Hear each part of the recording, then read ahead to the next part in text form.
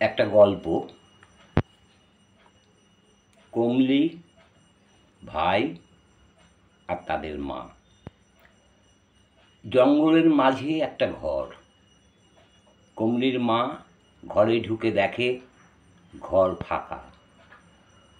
বুকটা কেমন করে ওঠে। হাতের খাবার মাটিতে রেখে চিৎকার করে ডেকে ওঠে, কমলি রে, কমলি। আসি আসি বলে কমলি ভাইকে কোলে নিয়ে ঘরে ঢোকে। কই গেছিলে রে? ভাইকে লঙ্কা জবার মধু চষাচ্ছিলাম। ওতে হবে না, এই দেখ তোদের জন্য কত কিছু এনেছি। ভাত, নুন, শুকনো লঙ্কা ভাজা। তাই তো, নুন লঙ্কা ভাজা সঙ্গে ভাত, কই পেলি মা? শোন, ভাইকে লঙ্কা ভাজা দিবি না, নুন জড়িয়ে ওকে 2 চামচ ভাত খাইয়ে দে তো দেখি। মা, কে দিল এত কিছু?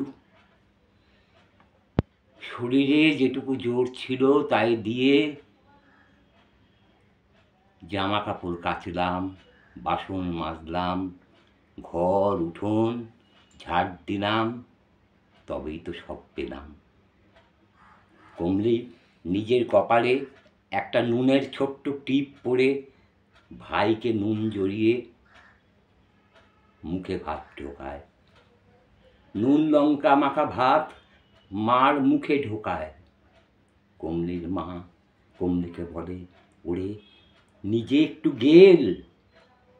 মার কাছে কমলি আসে, মাকে জড়িয়ে ধরে বলে, ঘরটা কেমন সাদা হয়ে গেছে, নুনের মতো সাদা। বাবা কবে আসবে মা? জানি না। মধু আনতে গিয়ে বাঘের থাবায়।